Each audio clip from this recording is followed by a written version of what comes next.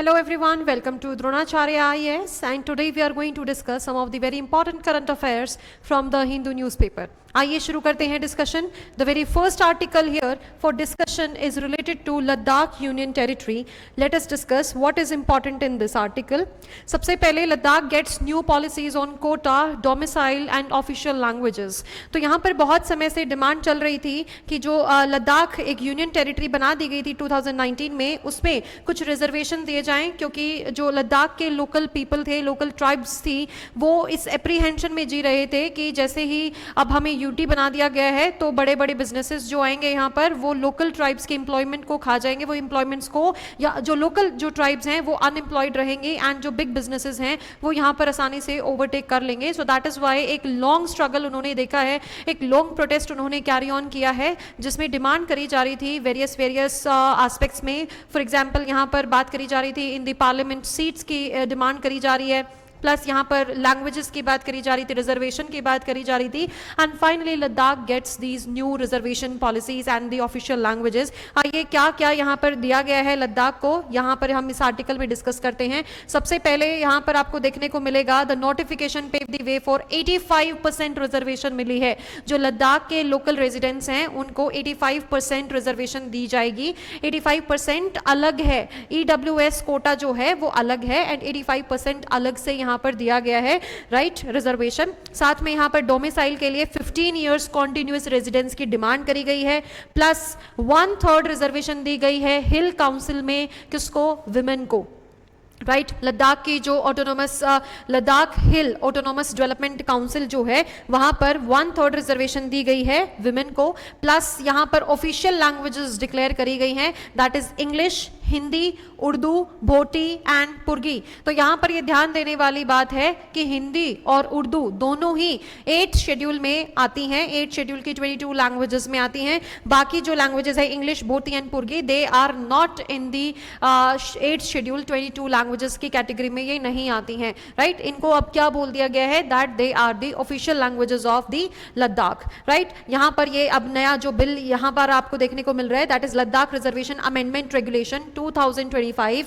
यहां पर जो इससे पहले जो चल रहा था Jammu and Kashmir reservation act 2004 Ladakh के कॉन्टेक्स्ट में, अब उसको अमेंड करके नया 2025 के रेगुलेशन यहां पर लागू कर दी गई है. साथ में ये जो नए प्रोविजन है इसकी वजह से इससे पहले जो प्रोविजन थे उसमें 50% पर रिजर्वेशन यहां पर लॉक कर रही हुई थी, अब यहां पर यह है 85% पर लॉक कर दी है. इसके अलावा जो 10% EWS है उनको अलग से यहां पर क्या मिलेगी, रिजर्वेशन मिलेगी. एंड इससे अब ये जो रिजर्वेशन है इस यूटी की, that stands at 95%, which is one of the highest in the country. क्योंकि दूसरे जो ट्राइबल एरियाज हैं वहां पर जैसे मेघालय है उसमें टोटल 85% रिजर्वेशन है schedule caste and schedule tribes के लिए, अरुणाचल प्रदेश में 80% है. अब यहां पर लद्दाख में कितनी हो गई है, 95% रिजर्वेशन है. देन उसके बाद नोटिफिकेशन के बाद यहां पर बताया गया है कि जस्ट अ सेकेंड, ओके ये आप सारा प्रोसेस यहाँ पर बता रहे हैं. इन शॉर्ट इस इनबॉक्स में दिया हुआ है कि 2023 में कमेटी बनाई गई थी ताकि लद्दाख के जो कंसर्न्स हैं उनको सुना जा सके. फिर इस कमेटी ने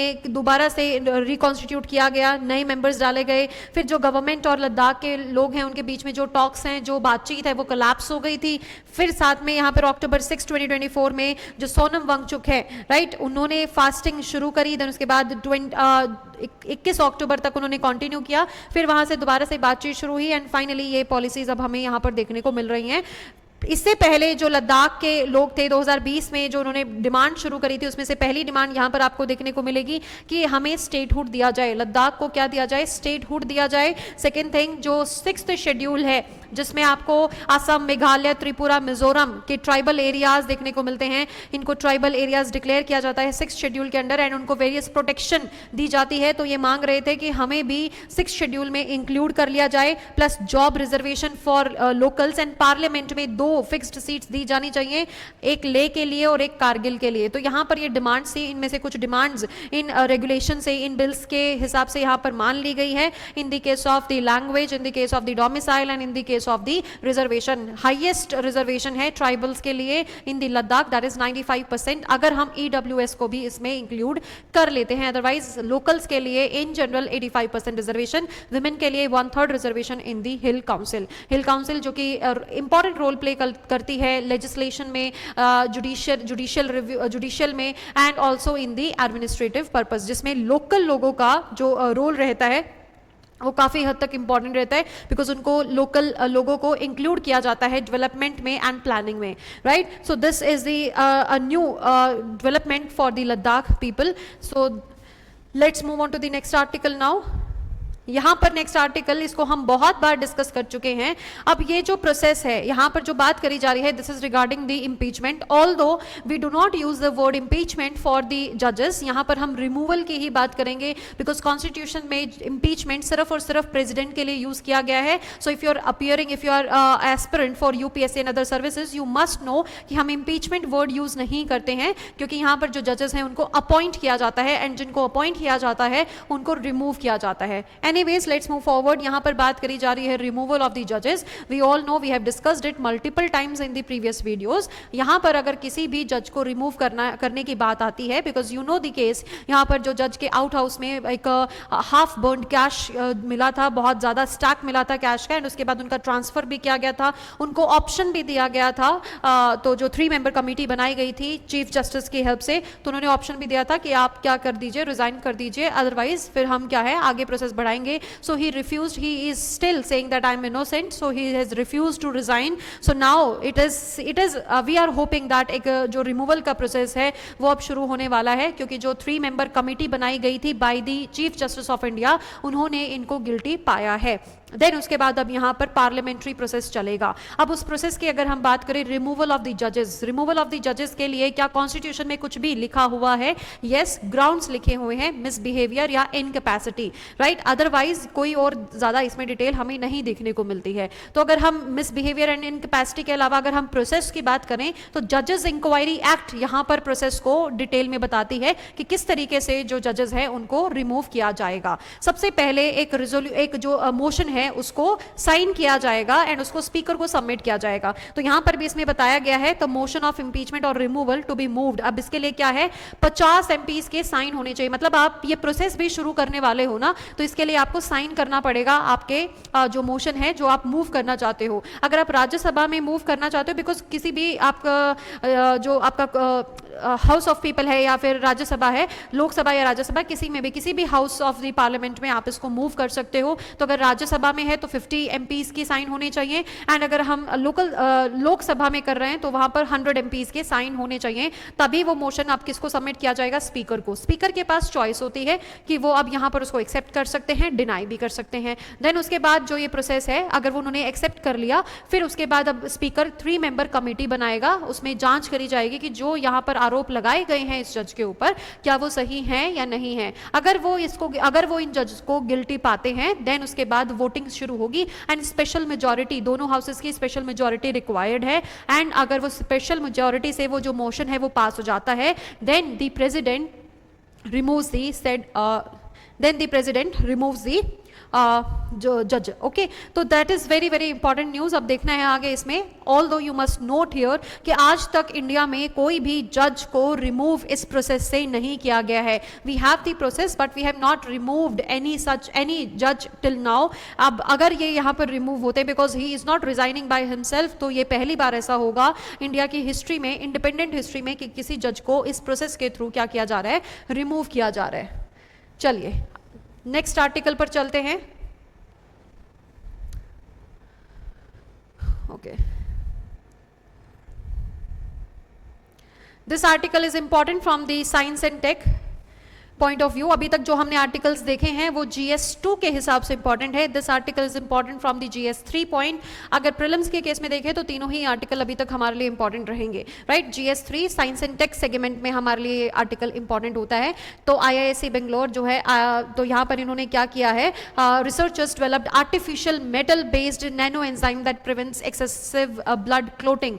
तो यहाँ पर आपको ये समझना पड़ेगा, यू ऑल नो दैट कि जब भी कोई चोट लगती है, जब भी ब्लड आता है, तो तो उसके ऊपर बहुत ही जल्द एक क्लोटिंग देखने को मिलती है ब्लड की। वो कौन कोज करता है? वो प्लेटलेट्स कोज करते हैं। लेकिन ये इतना सिंपल प्रोसेस नहीं है। हमें लगता है कि खून बाहर आया है और वो जम जाता है, इतना सिंपल प्रोसेस नहीं है, राइट? तो इसमें बहुत सारे प्रोटीन्स का एंड एंजाइम्स का एक रोल होता है, जिसकी वजह से ये सिग्नल्स मिलते हैं प्लेटलेट्स को कि वहां पर जाके वो कोएगुलेट हो जाएं, वहां पर जाके वो क्लोटिंग करना शुरू कर दें, ताकि एक्सेसिव ब्लड लॉस यहां पर हमें ना देखने को मिले। ऐसा ही यहां पर, लेकिन कुछ केसेस में ऐसा होता है कि जो बॉडी है उसमें अगर कोई इंफेक्शन है तो जो प्लेटलेट्स को रॉन्ग सिग्नल्स दिए जाते हैं, देन उसकी वजह से क्या होता है, प्लेटलेट्स ब्लड वेसल्स में भी, ब्लड बॉडी के अंदर तो क्लोटिंग की जरूरत नहीं है, लेकिन ब्लड वेसल्स के अंदर, बॉडी के अंदर भी क्या होती है, क्लोटिंग शुरू हो जाती है। ऐसे केसेस में मोर्टालिटी, फेटल भी हो सकती हैं ये केसेस। तो दैट इज व्हाई अब आर्टिफिशियल ऐसे ब्लड क्लोटिंग को जो रोक सके, ऐसे हम यहां पर नैनो एंजाइम्स डेवलप कर पाए हैं। इसी के बारे में आर्टिकल है। Let us discuss this article first. यहां पर बोला गया है metal based nano enzyme that can potentially be used to clamp down on abnormal blood clotting.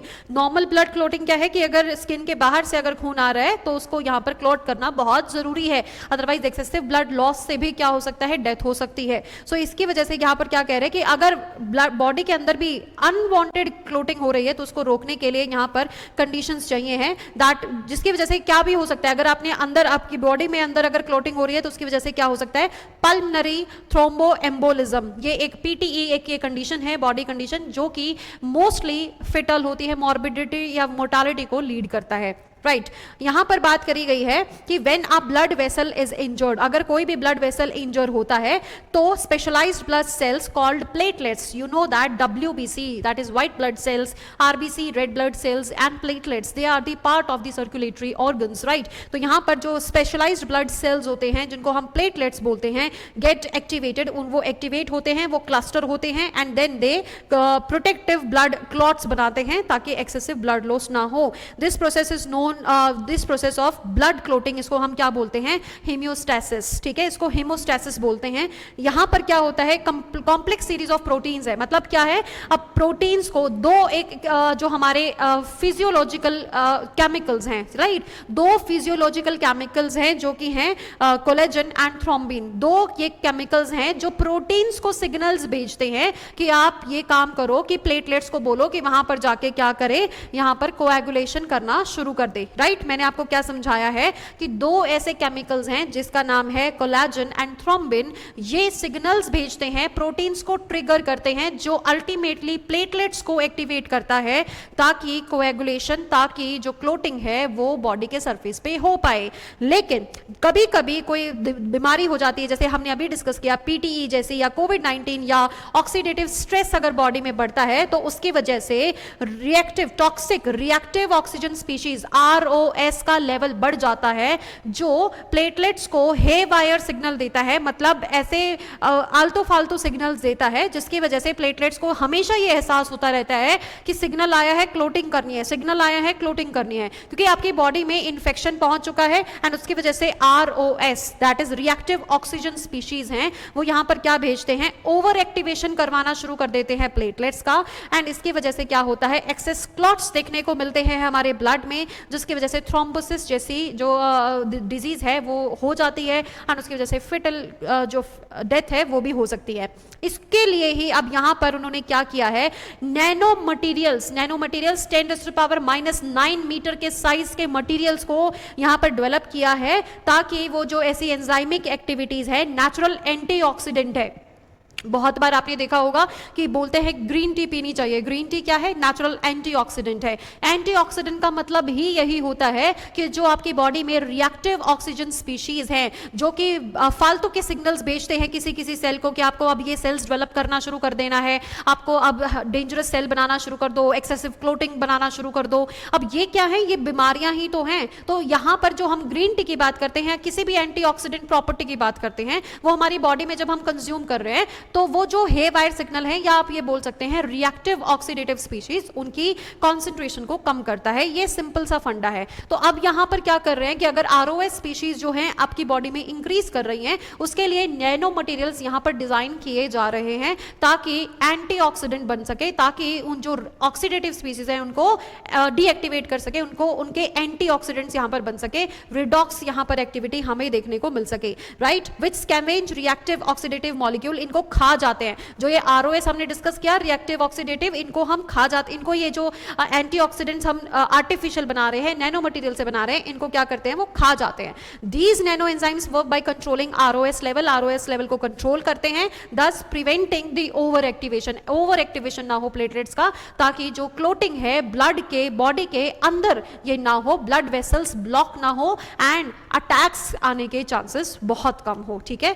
जो हार्ट अटैक होता है उसमें भी तो क्या होता है, आपका जो ब्लड है वो थिक हो जाता है, क्लोटिंग होनी शुरू हो जाती है, राइट। जो ब्रेन स्ट्रोक है वो क्या होता है, वो भी यही होता है कि जो क्लोटिंग है ब्लड की क्लोटिंग होनी शुरू हो जाती है, यही सारी चीजें लीड करती है। तो इसके लिए अब ये डेवलपमेंट हमें देखने को मिलती है। अब यहाँ पे इन्होंने जो ये नैनो मटेरियल है इसको डिफरेंट साइजेस में बनाया, शेप्स में बनाया, अलग मॉर्फोलॉजीज में बनाया। फाइनली इनको क्या मिलता है, एक फाइनल जो इनको नैनो मटेरियल है वो मिलता है, that is spherical shaped vanadium pentoxide, vanadium pentoxide. Vanadium क्या है, वेनेडियम एक ट्रांजिशन एलिमेंट है। जब आप पीरियोडिक टेबल को देखते हैं, इधर एस ब्लॉक होता है, इधर पी ब्लॉक होता है। एस ब्लॉक में लिथियम, सोडियम, पोटेशियम, मैग्नीशियम, ये सारे जो एलिमेंट्स होते हैं वो प्रेजेंट होते हैं। अगर हम इधर की तरफ जाएं पी ब्लॉक की तरफ, तो उसमें आपको देखने को मिलेंगे carbon, silicon, germanium, right, halogens मिलेंगे, और आपको नियॉन गैसेस में जो आपको गैसेस, इनर्ट गैसेस मिलेंगे, नोबल गैसेस, वो सारी यहाँ पे आपको मिलती हैं पी ब्लॉक में।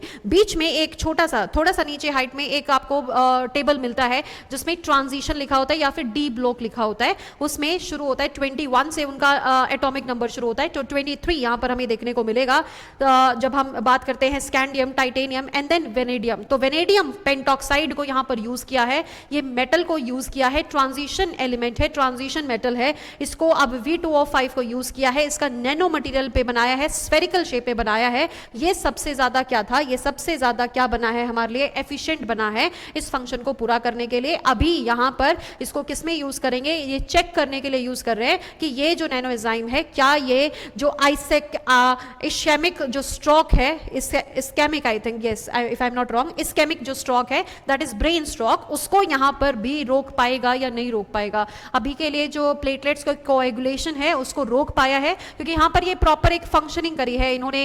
एक डिश है, वहां पर प्लेटलेट्स ली हैं, उसके ऊपर फिर ये एंजाइम का रिएक्शन देखा है, तो प्लेटलेट्स को इन्होंने कोएगुलेशन होने से रोक दिया है। वो इन लैब वो सक्सेसफुल है, लेकिन अभी ये देखना है कि अगर जब ये स्ट्रोक आता है, ब्रेन स्ट्रोक आता है, क्या उसको भी यहाँ पर ये रोक पाएंगे या नहीं रोक पाएंगे। सो this is very very important. एक और ये आपसे कैसे पूछा जा सकता है, आपसे ये पूछा जा सकता है V2O5 can be used as an enzyme, या फिर प्लेटलेट्स या फिर ब्लड वेसल या ब्लड क्लोटिंग के अगेंस्ट यूज हो सकता है नैनो मटेरियल V2O5। यस, ये प्रीलिम्स में पूछा जा सकता है। मेंस में कैसे पूछा जा सकता है, एप्लीकेशन ऑफ नैनो मटेरियल। तो आपके लिए एक एग्जाम्पल, रीसेंट डेवलपमेंट एग्जाम्पल आपके पास यहाँ पर आ चुका है, that is in the health sector की। हेल्थ सेक्टर में आप नैनो मटेरियल्स को कैसे यूज कर सकते हैं, राइट। तो इस तरीके के आर्टिकल्स आपको जो आपका आंसर है उसको ब्यूटिफाई करने में बहुत हेल्प करते हैं। ऐसे एग्जांपल्स जब आप यूज करेंगे कि हम नैनो मटेरियल्स को यूज कर सकते हैं against the clotting of the blood and they act as antioxidant against the reactive oxidative species, तो ये बहुत बेटर एग्जांपल है। ये बहुत लगेगा एग्जामिनर को भी कि आपने बहुत ही उम्दा एक आंसर लिखा है, राइट। सो ऐसे जो आपके जो पॉइंट्स होते हैं इनको आप अपने नोट्स में भी अपडेट कर लीजिएगा, ठीक है जी। ओके, चलते हैं नेक्स्ट आर्टिकल की तरफ। Let's see, very nice. यहाँ पर यह आर्टिकल हमें मिला है, bacteria found at Rajgir hot spring lake shows anti microbial activity. यहाँ पर देखो सिंपल, हमने थोड़े दिन पहले एक AMR डिस्कस किया था, that is anti microbial resistance. ये क्या होती है, ये एक तरीके से अब बहुत आने वाले समय में एक पेंडेमिक या एपिडेमिक तो बन ही सकता है। इसकी वजह से बहुत सारी जानें जा रही हैं, वर्ल्ड वाइड जा रही है, नॉट ओनली इन इंडिया। तो इसमें क्या है, जब हम एंटीबायोटिक्स खाते हैं तो अगर हमारी बॉडी में जो पैथोजेंस हैं वो उसके अगेंस्ट रेजिस्टेंस डेवलप कर ले, मतलब ऐसा होता है ना कि हमें असर ही नहीं कर रही है कोई ड्रग, तो उसकी वजह से क्या होता है, वो ड्रग असर नहीं करेगी एंड देन वो डिजीज क्योर नहीं होती है। या फिर हम जब, बिकॉज जो एंटीबायोटिक्स है उनको नॉन जुडिशियसली यूज किया जा रहा है, ओवर द काउंटर, ऐसे फार्मेसी में गए हैं, वहां से हमने क्या ले लिया है, ड्रग ले लिया है, वहां पे हमने क्या बोल दिया कि आप हमें एंटीबायोटिक दे दो, 2 दिन खाया, बुखार उतर गया, तो फिर उसको यहाँ पर जाने दिया, तीसरी डोज उसकी ली ही नहीं, या 5 दिन की थी, 8 दिन की थी, उसको तरीके से ले ही नहीं रहे हैं। तो उसकी वजह से क्या है, जो हमारी बॉडी में कुछ पैथोजेंस ऐसे रह जाते हैं जो ट्रीट नहीं हुए हैं एंड फिर वो क्या डेवलप कर लेंगे, वो पहचान लेंगे कि हाँ इससे अब नहीं डरना है, अब ये जो दवाई है ये हमारे मारने के लिए आती है, तो हमें इसके अगेंस्ट कुछ ना कुछ नया डेवलपमेंट करना पड़ेगा। अब वो डेवलपमेंट करते रहते हैं एंड उसकी वजह से क्या है कि आपकी बॉडी में एंटी माइक्रोबियल रेजिस्टेंस डेवलप हो जाता है and that is how now we are discussing this bacteria found at Rajgir hot spring lake shows anti microbial activity. अब हॉट स्प्रिंग्स वैसे अगर हम एमिकेबल एक बहुत कंफर्टेबल टेम्परेचर की बात करें, that ranges somewhere between 25 to 30 degree Celsius. Then उसके बाद हॉट स्प्रिंग्स की अगर हम बात करें, ये कहीं ना कहीं आपके 45 to 70 डिग्रीज के आसपास का जो टेम्परेचर है वहां पर ऐसे बैक्टीरिया पाए जाते हैं, उनको बोल रहे हैं थर्मोफाइल्स। फाइल जब भी वर्ड आपको कहीं दिखे तो फाइल का मतलब होता है लविंग, तो आप किसी को प्यार कर रहे हो तो उसको फाइल कर रहे हो, राइट। तो थर्मोफाइल, थर्मो किससे आता है, टेम्परेचर से। थर्मोफाइल्स ऐसे बैक्टीरिया जो वेरी हाई टेम्परेचर पर रहते हैं, आराम से रह पाते हैं, सर्वाइव कर पाते हैं, उनको हम क्या कहते हैं, थर्मोफाइल। अब जो थर्मोफाइल बैक्टीरियाज हैं ये हॉट स्प्रिंग, हॉट वाटर्स में पाए जाते हैं। अब ये हॉट वाटर्स में पाए जाने के कुछ जो रीजंस है वो साइंटिस्ट देते हैं कि पहली बात तो वहां पर कंपटीशन नहीं है, किसी के साथ आपको लड़ना नहीं है अपनी डेवलपमेंट के लिए, तो पहली बात तो कंपटीशन बहुत कम है। दूसरी बात यहां पर बोली है कि थोड़ा बहुत भी अगर कंपटीशन है तो उसके लिए ऐसे बैक्टीरियाज क्या डेवलप करते हैं, एंटी माइक्रोबियल जो उनके बीच में जो उनके अंदर कैरेक्टरिस्टिक्स हैं उसको डेवलप करना शुरू कर देते हैं एंड इसी को अब यहां पर साइंटिस्ट क्या कर रहे हैं, पढ़ रहे हैं एंड इसी को आगे जाके क्या हम यूज कर सकते हैं, that is going to help you a lot. सबसे पहले यहां पर आपको देखने को मिलेगा, while such an environment may seem hellish to people, thermophilic bacteria see an opportunity, क्योंकि यहां पर क्या है, कोई भी आपको यहां पर कंपटीशन देखने को नहीं मिलता है, कंपटीशन नहीं देखने को मिलता है, तो इसकी वजह से क्या है, ये एंटी माइक्रोबियल यहां पर देखना, यहां पर मिलेगा आपको, to gain an edge some thermophilic bacteria produce potent antibiotics, ये एंटीबायोटिक प्रोड्यूस करना शुरू कर देते हैं कि चलो कोई कंपटीशन आ भी गया तो उसको भी हम यहां से क्या कर देंगे, रिमूव कर देंगे। That is what is seen here, this is exactly वहां पर अब साइंटिस्ट को स्टडी कर रहे हैं। सऊदी अरेबिया में ऑलरेडी ये स्टडी चल रही है, इंडिया की तरफ से यहां पर वेल्लोर इंस्टीट्यूट ऑफ टेक्नोलॉजी ने जो तमिलनाडु में लोकेटेड है उसको यहां पर स्टडी किया है and now they are thinking कि अब इसको हम कैसे यूज कर सकते हैं इन फॉर्मिंग दी एंटीबायोटिक्स, क्योंकि जो प्रेजेंट सिचुएशन है एंटीबायोटिक्स की वो लगभग 10 साल में, कोई 10-15 साल लग जाते हैं किसी नई एंटीबायोटिक को बनने में, लेकिन जो पैथोजेंस हैं उनमें जो एंटी माइक्रोबियल रेजिस्टेंस डेवलप होता है वो बहुत जल्दी होता है, 3-4 साल में ही आपको वो एंटी माइक्रोबियल रेजिस्टेंस देखने को मिले। लेकिन जब इमेजिन करो कि कोई दवाई है आपने वो नॉन जुडिशियसली खा ली है, इसकी वजह से जो आपकी बॉडी में पैथोजेंस हैं वो अच्छे से उनको रेजिस्टेंस डेवलप करना आ गया है, अब उनको पता है इससे कैसे लड़ना है। अब लड़ना है तो अब जब दवाई खाएंगे तब उसको असर ही नहीं हो रहा है तो कैसे वो बीमारी ठीक होगी, तो वो बहुत जल्दी जल्दी रेजिस्टेंस डेवलप करते हैं एंड उसको ट्रीट करने के लिए नई तरीके की एंटीबायोटिक जो उनको पहचान में ना आए, ऐसा ड्रग, ऐसा पैथोजेंस को ऐसा ड्रग देना पड़ता है। अब वो नया ड्रग डेवलप करने में 10-15 साल लग जाते हैं, तो बीच का जो गैप है उसमें क्या है, डेथ्स इंक्रीज होती जाती हैं because of the anti microbial resistance, AMR जिसको हम बोलते हैं। Now this is a new sphere, new study जहां पर हम ये देख सकते हैं कि अगर ये जो एंटीबायोटिक्स ये बैक्टीरिया नेचुरली प्रोड्यूस कर रहे हैं हमारी बॉडी में, ये कैसे नेचुरली प्रोड्यूस हो सकता है या इनसे ही जो हम एंटीबायोटिक है क्या सेपरेट करके उसकी टेक्नोलॉजी को हम अपनी बॉडी में यूज कर सकते हैं, बिकॉज ड्रग्स के केस में we can not rely on the development of new drugs because it is going to take more than a decade. ठीक है जी, so this was important here, let us move on to the next article. Okay, एक और article हमें discuss करना है, just a second. Okay, here it is.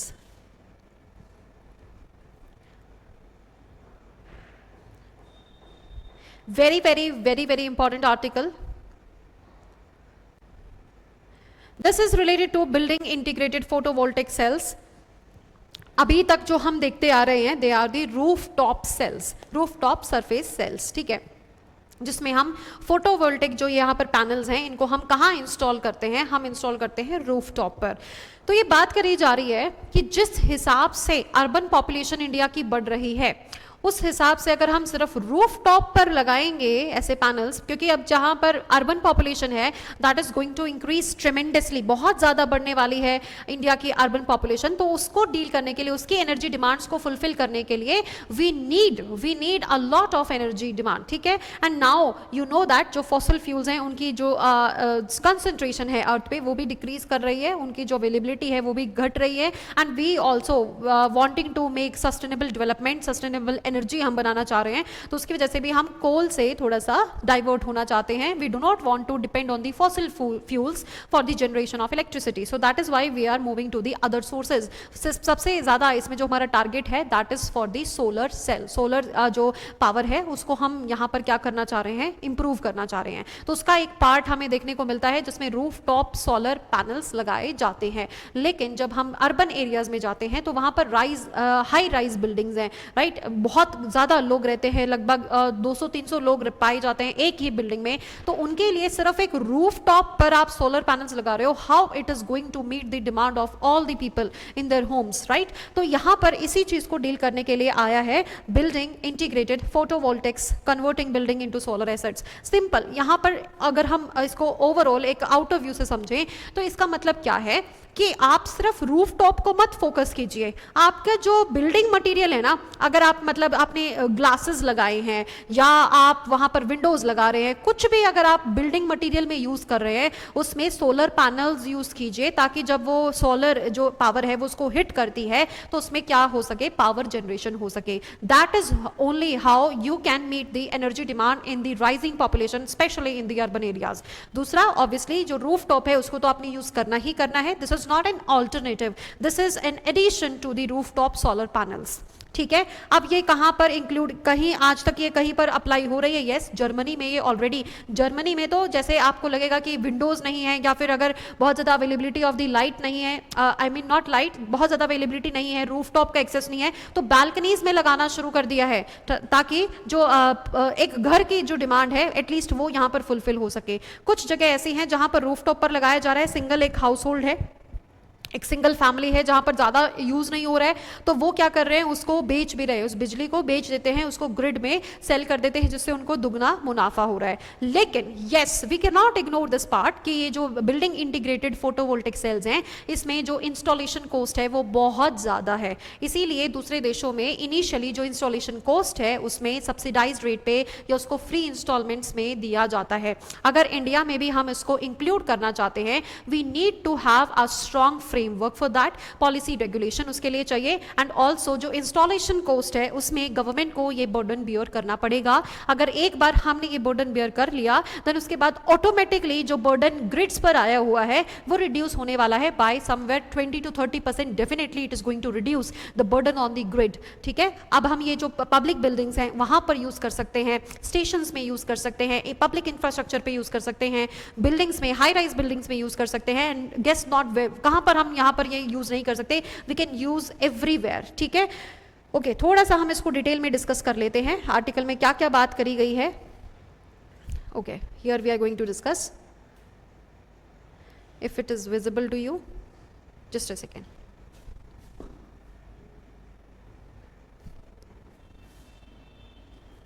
Yes, now it will be visible.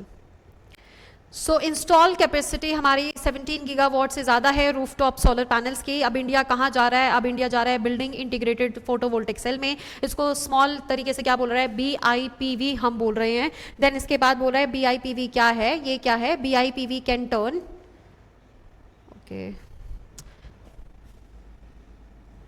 यहाँ पर क्या बोल रहा है, BIPV can turn entire building into power generators, power generators में ये बदल सकते हैं by integrating solar elements directly into the architectural element.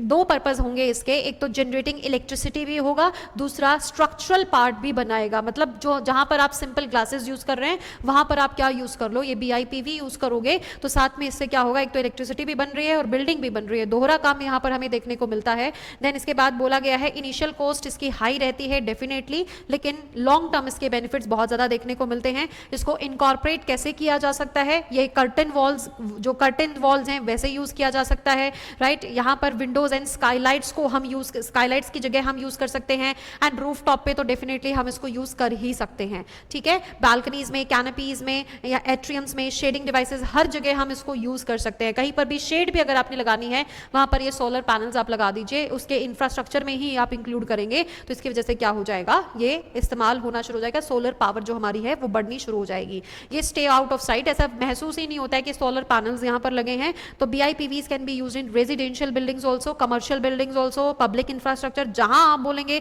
वहां पर आप इसको क्या कर सकते हैं, यूज कर सकते हैं। तो BIPV में नीड जो है वो बहुत ज्यादा है। यहाँ पर देखो आपको बोला गया है 600 मिलियन होने वाली है अर्बन पॉपुलेशन 2031 तक, 850 मिलियन होने वाली है 2051 तक। तो इसकी वजह से जो हाई राइज बिल्डिंग है उनमें सिर्फ रूफ टॉप स्पेस से काम नहीं चलेगा, we need to develop it, we need to have more space, लेकिन स्पेस की जो अवेलेबिलिटी है वो बहुत कम है। तो दैट इज वाई हम क्या यूज करें, BIPV इंडिया को सबसे ज्यादा जरूरत है बिकॉज ऑफ द पॉपुलेशन। तो 16 स्टोरी बिल्डिंग जिसमें 4000 स्क्वायर फीट रूफ टॉप होती है, 15,000 स्क्वायर फीट फसाड एरिया होता है ईच साइड पे जो वॉल्स होती हैं। तो दैट इज वाई यहाँ पर क्या कर रहे हैं कि आप रूफ टॉप पर भी लगाइए और आप वॉल्स की साइड पर भी लगाइए, आप ग्लासेस में भी लगाइए। तो इससे आप क्या है, आप क्या प्रोड्यूस कर सकते हो। जैसे अगर सिर्फ रूफ टॉप से आप 40 किलोवाट प्रोड्यूस कर रहे हैं, यहाँ पर आप 150 किलोवाट प्रोड्यूस कर पाएंगे पावर, ठीक है। तो हाई राइजेस के अलावा आप इनको इंडिपेंडेंट हाउसेज में भी इंक्लूड कर सकते हैं, हर जगह, मतलब जहां पर आप सोलर पैनल लगा सके वहां पर आप इनको यूज करें। That is suggested year. 30% का electricity bill definitely near future में ये कम जाने वाला है। अब यहाँ पर फिलहाल इंडिया में इसका स्टेटस क्या है, डेफिनेटली इंडिया में ये बहुत अभी महंगा मिल रहा है हमें। तो जो इंप्रेसिव BIPV इंस्टॉलेशन है अभी तक कहीं पर करा हुआ है, यस कोलकाता में हमें देखने को मिलता है, नवी मुंबई में देखने को मिलता है, लेकिन अभी तक ये जो प्राइवेट पार्टनरशिप है वहां पर ही, प्राइवेट में ही देखने को मिला है, प्राइवेट सेक्टर में। अभी हम यहाँ पर वेलकम करेंगे पब्लिक प्राइवेट पार्टनरशिप को कि यहाँ पर जो बिल्डिंग्स हैं, कमर्शियल बिल्डिंग्स हैं, साथ में जो रेजिडेंशियल हाउसेज हैं, हाई राइजेस हैं, उनमें यहाँ पर ये इंक्लूड किया जाए। इसको स्केल अप कैसे कर सकते हैं, स्केल अप ऐसे ही किया जा सकता है क्योंकि इनिशियली अभी तक भी इसके एडॉप्शन के लिए क्या दिक्कत परेशानी क्या है, हाई कॉस्ट है, पॉलिसी गैप्स हैं, टेक्निकल कैपेसिटी नहीं है, रिलायंस ऑन इंपोर्ट्स, हम ज़्यादा इंपोर्ट्स पर रिलाई कर रहे हैं। सप्लाई वैल्यू चेन में डिस्रप्शन आएगा तो इसकी अवेलेबिलिटी में भी डिस्रप्शन आएगा और ज़्यादा कॉस्टली ये चीज़ें हो जाएंगी। दूसरा क्या है, अवेयरनेस नहीं है, डेडिकेटेड इंसेंटिव्स नहीं है कि आप ये लगाइए आपको हम फ़ायदा देंगे, अब इसमें मुनाफा देंगे, ये भी नहीं है। और कोई क्लियर स्टैंडर्ड्स नहीं है कि इतना तो स्टैंडर्ड यहाँ पर होना ही होना चाहिए। इसकी वजह से क्या है, हमें जो बिल्डिंग डिज़ाइन है उसमें अब अमेंडमेंट्स करने की ज़रूरत है, जो बिल्डिंग कोड्स हैं उसमें हमें चेंज करने की ज़रूरत है, राइट। जैसे कि सोल में बताया जाता है कि 80% जो इनिशियल इंस्टॉलेशन कॉस्ट है वो गवर्नमेंट भरती है, राइट। ऐसे ही इंडिया भी इनसे सीख सकता है। 2024 में जैसे ministry of new and renewable energy ने एक सूर्य घर मुफ्त बिजली योजना, जो कि अब की बार UPSC ने क्वेश्चन भी पूछा है, तो यहाँ पर क्या बोला था, एक इंस्टॉल करवाया था RTS system in 1 crore house hold, ये इनका टारगेट है। द गाइडलाइंस में क्या है, अब BIPV को भी अगर इसमें गाइडलाइंस में हम इंक्लूड कर देंगे, allowing consumers to opt for it in case of limited rooftop space, कि अगर आपके पास रूफटॉप स्पेस नहीं है तो आप BIPV का इस्तेमाल कर लो। अगर इसमें ये आप इंक्लूड कर लेते हैं तो इसकी वजह से क्या होगा, और ज्यादा मुनाफा होगा हमें जो बिल्डिंग है इसमें बनाने में, सॉरी जो सोलर पावर है उसको इंक्रीज करने में। बिकॉज इंडिया का जो एग्रीमेंट है ना, India can not rely solely on the roof top जो सोलर पैनल्स है उसके ऊपर नहीं रिलाई कर सकता, क्योंकि हमारे पास क्या टारगेट है, 300 गीगावाट का टारगेट है हमारे पास, 2030 तक अचीव करना है। We are just left with 5 years only. तो 300 गीगावाट का अगर हम सोलर पावर का जो टारगेट लेके चल रहे हैं वो सिर्फ रूफ टॉप से कंप्लीट नहीं होगा। दैट इज वाई यहाँ पर बोल रहे हैं कि BIPV need to be prioritised, इसको प्रायोरिटी पे रखना है। RTS से भी ज्यादा BIPV को आप प्रायोरिटी दीजिए। द पोटेंशियल कितना है, 309 गीगावाट का पोटेंशियल है, टारगेट कितना है 300, पोटेंशियल कितना है 309, and this is just for BIPV। We are not talking about RTS, we are not talking about any other part, right. तो according to world bank nearly 70% of urban infrastructure अभी भी development में process में है। Developed infrastructure बनाने में अभी भी हमें 70% और डेवलपमेंट करने की जरूरत है, अभी हम डेवलप्ड नहीं है। सो दैट इज वाई अब जो नया कंस्ट्रक्शन होने वाला है क्यों ना हम उसमें BIPV को इंटीग्रेट करें। साथ में इसमें यही बोला गया है कि अब इसको साथ में जो वे फॉरवर्ड है उसमें हमें क्या करना पड़ेगा, एक्सेलरेट करना पड़ेगा नेशन की क्लीन एनर्जी ट्रांजिशन को, फटाफट तेजी स्पीड से करना पड़ेगा। डिमांड्स को जो पॉलिसी है रोबस्ट पॉलिसी बनानी पड़ेगी, डिजाइन इनोवेशन लाना पड़ेगा और एक मार्केट पुश भी हमें यहाँ पर क्या करना पड़ेगा, देना पड़ेगा, ताकि इसको हम किस में इंक्लूड कर सके, अपने बिल्डिंग्स में इंक्लूड कर सके। प्लस इसमें public private partnership can also play a very very important role. So right, read this article. This is very very important article. All the articles which we have discussed today are very very important from your exam perspective. Kindly make short notes. जहां पर आपका basic, जहां पर आपका जो static part आपने लिखा है, कहीं पर भी आपने GS1 GS2 के नोट्स बनाए हैं, वहां पर एक छोटा सा अपडेशन आप जरूर कर दीजिएगा। साइंस टेक में जब आप सोलर पावर पढ़ते हैं या फिर आप इकोनॉमी में जो सोलर पावर के जो आपने एनवायरमेंट में, बल्कि ये तो इकोनॉमी में इंफ्रास्ट्रक्चर में आप यूज कर सकते हैं। अगर आप बात करें of the environment sustainable energy की, अगर हम बात करें वहां पर भी साइंस टेक में भी BIPV को आप कंसीडर कर सकते हैं। ठीक है, तो ये बहुत ज्यादा इंपॉर्टेंट है। आपको ये कंफ्यूज किया जा सकता है कि BIPV तो सस्ता है सोलर पैनल से, रूफटॉप से। नो, इनिशियली इंस्टॉलेशन इसकी कॉस्टलियर है डेफिनेटली। अभी तक इसको इंक्लूड नहीं किया गया है। वी वांट कि इसको डिफरेंट स्कीम्स में इंक्लूड कर लिया जाए। Right, so that's all in today's discussion. Like the video, share the video, subscribe the channel. Thank you and have a nice day.